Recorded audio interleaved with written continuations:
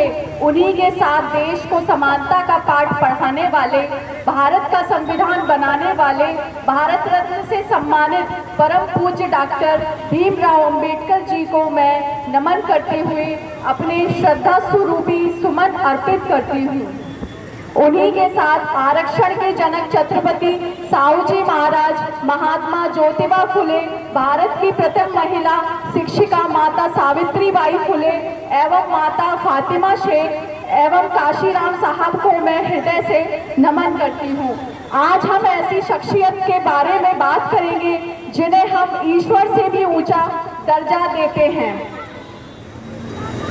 बहुजन के विधाता, हम सब के मुक्तिदाता, वंचितों के ढाल, ज्ञान का मिसाल, नारी उद्धारक, समाज सुधारक, इतिहास के पाती, किताबों के साथी, जातीयता के बैरी, इंसान के प्रहरी, उच्च कोटि के विद्वान, महान शिल्पकार, बुद्ध के उपासक, वर्तमान और भविष्य की आवाज, विश्व के सरताज, कानून के ज्ञाता, संविधान निर्माता डॉक्टर भीमराव अंबेडकर जी का जीवन वास्तव में प्रेरणादायक है। उन्हें हम अपना आदर्श मानते हुए बाबा साहेब को पढ़ें, उनसे प्रेरित होकर हम अपने जीवन में अच्छे कार्य करते रहें। बाबा साहेब की पॉजिटिव एनर्जी जो है, जो बाबा साहेब से एक एनर्जी आती है, पॉजिटिव एनर्जी, वो हम सभी भाई बहन अपने पीढ़ी दर पीढ़ी अपने बच्चों को ट्रांसफर करते रहें, ये हमारे लिए बहुत ज़रूरी है।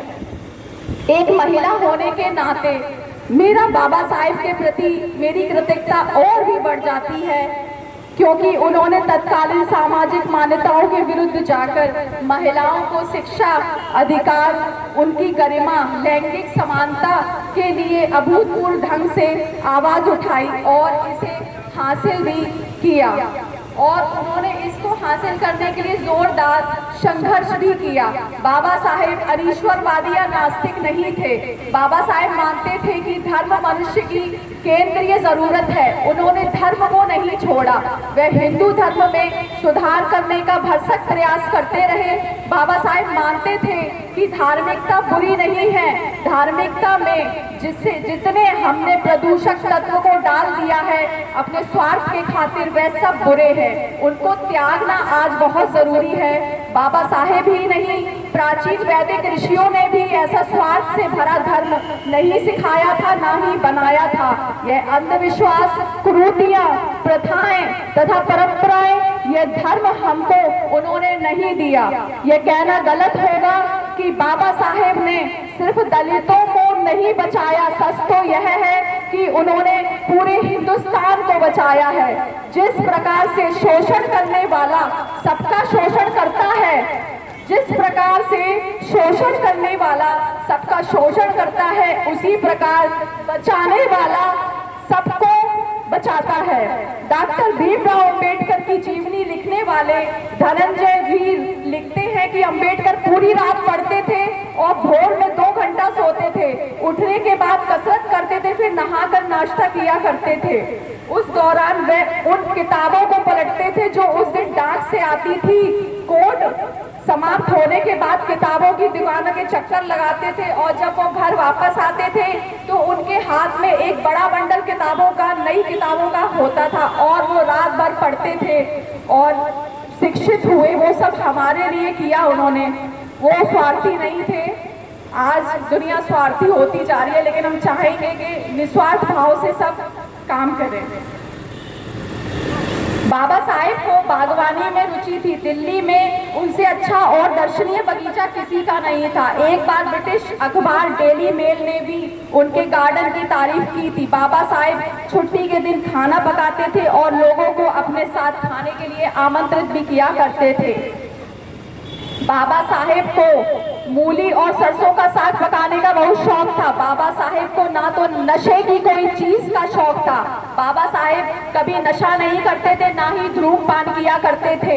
मेरे प्यारे भाई बहनों, जो आज धूम्रपान करते हैं या शराब, गुटखा या ड्रग्स, जो भी बुरी आदत है, आप अगर अंबेडकर जी को फॉलो करते हैं तो मेरे प्यारे भाई बहनों, आप उस चीज को नहीं अपनाएंगे।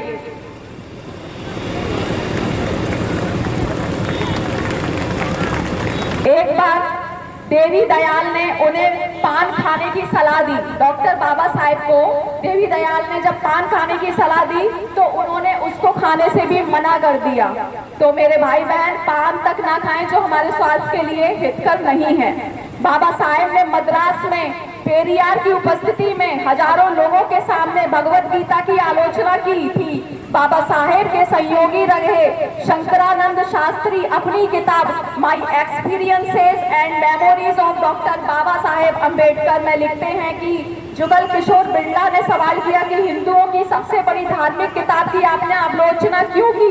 तब बाबा साहेब बताते हैं कि गीता में समाज को बांटने की शिक्षा दी गई है। गीता के चैप्टर 4 के 13वें श्लोक चातुर्वर्ण मया सृष्टम गुणकर विभागशः, अर्थात गीता में कृष्ण ने बताया है कि 4 वर्ण हैं, मैंने उनकी रचना की और मैंने सभी व्यक्तियों के गुण और कर्म देखते हुए उनके वर्ण निर्धारित किए हैं। अब गीता के समय ये वर्ण व्यवस्था ओपन है या क्लोज्ड है, this is a doubtful situation.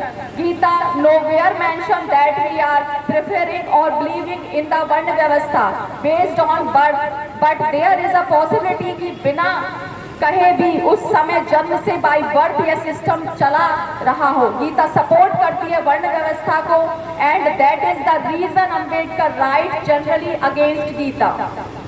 Example के लिए एक राजा शासन करते हुए ठीक से शासन करे, इसमें गलत क्या है? अगर राजा कॉम्प्रोमाइज करे तो दिक्कत है। यही वजह थी बाबा साहेब के हिंदू धर्म से कॉम्प्रोमाइज नहीं किया। बाबा साहेब ने 21 साल तक इंतजार किया। बाबा साहेब ये चाहते थे कि धर्म परिवर्तन ना करना पड़े और मुझे इतना बड़ा कदम ना उठाना पड़े, समाज सुधर जाए, मेरी बात मान ले। लेकिन समाज उस समय नहीं सुधरा और आज भी नहीं सुधरा है। और बाबा साहेब ने धर्म परिवर्तन किया। वे चाहते थे कि मेरे मरने के बाद मेरा जो समुदाय है वो इतना अपमान ना हो, उनका आत्मसम्मान को ठेस ना पहुंचे। उन्होंने इसलिए नमो बुद्धाय का हमको नारा दिया और महात्मा बुद्ध के धर्म को अपनाने का निर्णय लिया। वो सब हमारे लिए ही बाबा साहेब ने किया। एक विदेशी लेखक ने इनसाइड एशिया बुक में भी उनकी बहुत तारीफ की है। ईश्वर और नियति की यह क्रूरता है कि उन्हें जीवन कम मिला। यदि बाबा साहेब को 10 से 15 साल और मिल जाते तो निसंदेह हमारा देश आज जैसा है उससे बहुत बेहतर होता, पूरी तरीके से आज़ादी हमको मिली होती।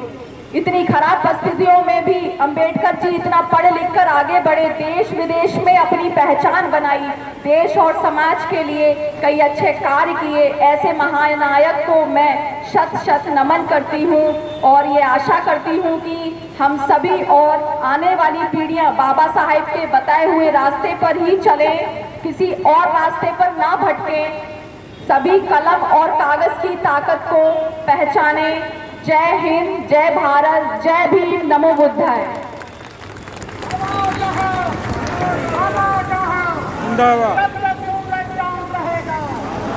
अब तेरा नाम